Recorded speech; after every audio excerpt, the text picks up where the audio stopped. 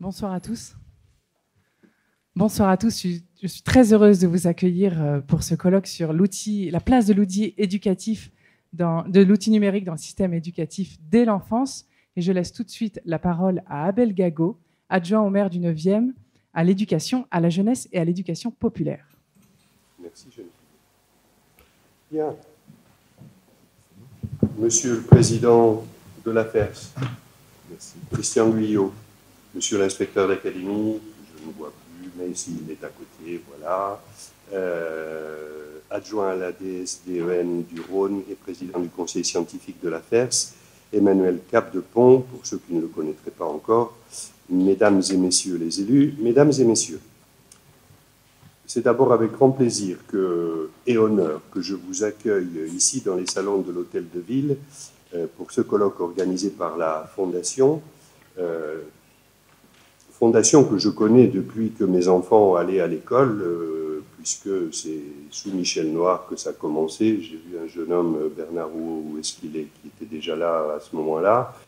Voilà, et donc c'est pas en simple élu que j'apprécie ce que fait la FERS depuis très longtemps, mais le fait d'être élu ne m'a pas fait changer d'avis. Tout d'abord, je vous prie de bien vouloir excuser Anne Bruniera, adjointe au maire de Lyon, déléguée à l'éducation populaire, la vie étudiante, la réussite et la promotion universitaire. Vous voyez qu'elle en a beaucoup plus que moi finalement, mais qui est retenue à Paris pour des raisons professionnelles. Je sais qu'elle aurait adoré être là ce soir.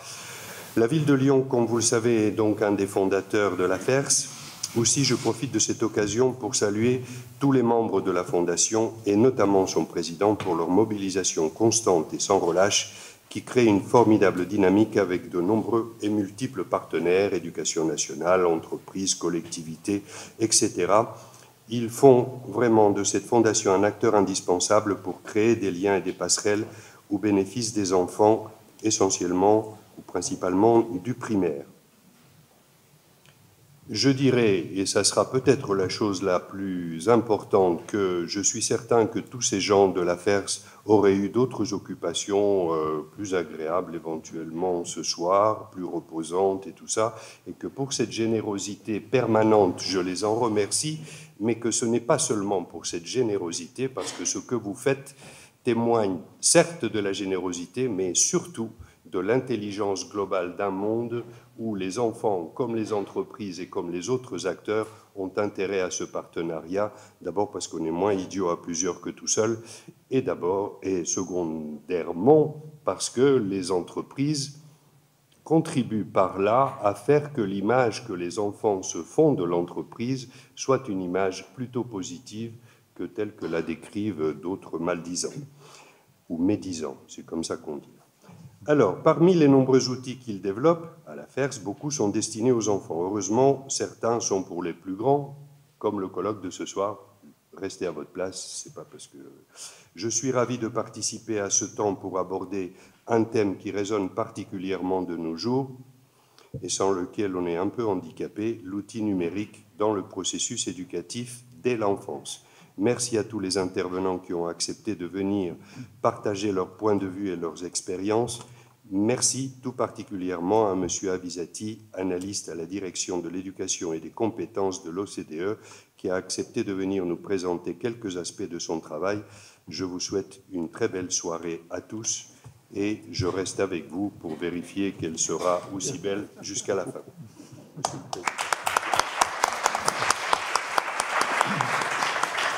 Je vous remercie pour ces mots d'accueil. Merci à vous tous de vous être déplacés et de votre présence. Ça fait plaisir. On a une belle soirée comme celle-ci. Merci à la ville de Lyon de nous accueillir une fois de plus, parce que c'est vrai que c'est toujours impressionnant d'avoir ces rencontres dans ces locaux. Sur la FERS, vous avez dit déjà beaucoup de choses assez élogieuses, donc je vous en remercie.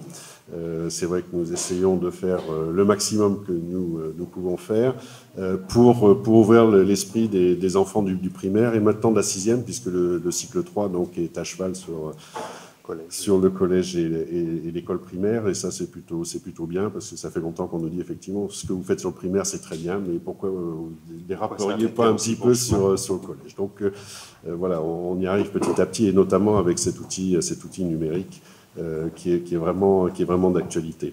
Voilà, donc effectivement, les entreprises sont très impliquées dans ce processus, la ville aussi, l'éducation nationale surtout, puisque finalement, c'est vous les clients, même s'il n'y a pas d'argent qui transite, c'est quand même vous, tout ça est fait pour vous. Donc voilà, donc j'en dirai pas beaucoup plus. Donc c'est vrai que il y a déjà quelques années que nous faisons ce colloque, qui a toujours un franc succès. Donc d'habitude on le faisait pendant les journées de l'économie le samedi matin. C'était plus difficile de capter les gens le samedi matin. Mais je pense que ce soir est probablement, vous nous direz d'ailleurs si c'est une bonne programmation. Je voudrais remercier Canopé, donc qui a mis à disposition et qui filme donc cette conférence, ce colloque, parce que c'est intéressant de garder une trace, surtout avec les intervenants de très grande qualité que nous avons ce soir. Je voudrais tous les remercier. Et puis voilà, je passe la parole. Bon colloque, et puis je vous passe la parole, Monsieur Capdepont. Merci. Et attendez, je voudrais quand même remercier le président du conseil scientifique de la Fondation, sans qui ce colloque n'existerait pas.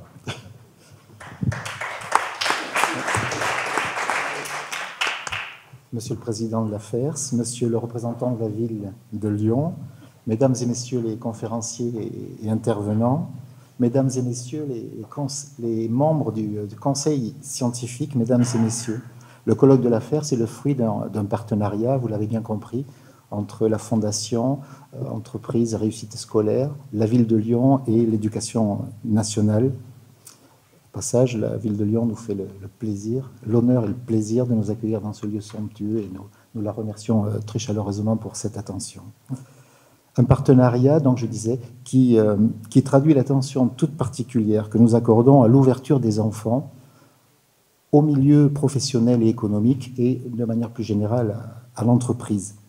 Cette attention, mais on pourrait dire également cette visée ou cet objectif, font écho au parcours à venir, qui désormais est un parcours d'orientation et de découverte des milieux économiques et professionnels, est proposé à tous les scolaires à compter du cycle 3, déjà mentionné.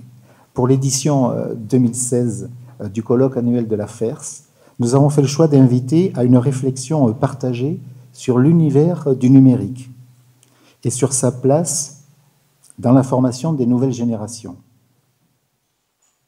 Nos enfants sont nés avec le numérique. Nos enfants sont, comme vous avez pu le lire dans notre brochure, sont des enfants du numérique.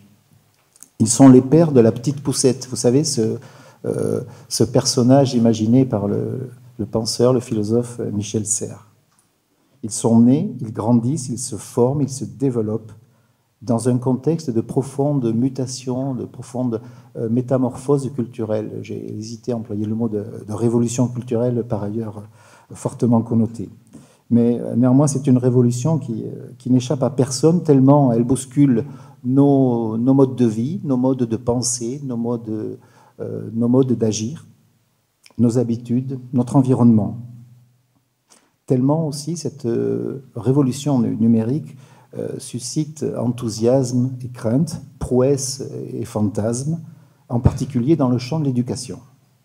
À l'heure où le ministère de l'Éducation nationale accentue la mise en œuvre du plan numérique pour l'école, à l'heure où l'OCDE, et je remercie tout particulièrement la présence de M. Avisati parmi nous, nous alerte quant aux précautions à prendre en matière de numérique éducatif, à l'heure où de multiples voix, et nous les entendrons ce soir, s'élèvent tantôt pour faire l'éloge, tantôt pour faire la critique, tantôt pour donner des conseils, pour interdire, pour recommander, pour formuler des vœux, des souhaits, des attentes. Eh bien, nous avons souhaité, dans ce contexte tout à fait particulier, pouvoir croiser les regards, croiser les expériences et les perspectives, de manière à alimenter notre réflexion et étayer nos postures et nos pratiques. En tant que présidente du conseil scientifique de ce colloque, je forme le vœu pour que nos hypothèses, qui ont été nos hypothèses de travail pendant des semaines et des mois, eh bien, au moment de concevoir ce colloque et de l'organiser, se retrouvent pour vous de manière tangible dans les échanges et les rencontres qui vont suivre. Pour conclure, je voudrais exprimer toute ma reconnaissance, en premier lieu aux conférenciers et participants qui ont bien voulu se prêter à cet exercice très particulier que nous leur proposons ce soir. En second lieu, aux membres du conseil scientifique qui se sont engagés avec enthousiasme dans ce projet. Au départ, il faut savoir que c'était loin d'être gagné.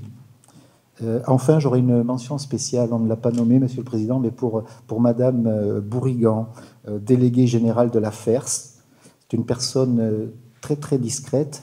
Elle est tellement discrète qu'on en oublierait son efficacité et tout ce qu'on lui doit pour la réussite de cette réunion qui nous réunit tous ce soir. Voilà, merci à vous. Merci beaucoup. Je nous souhaite un excellent colloque.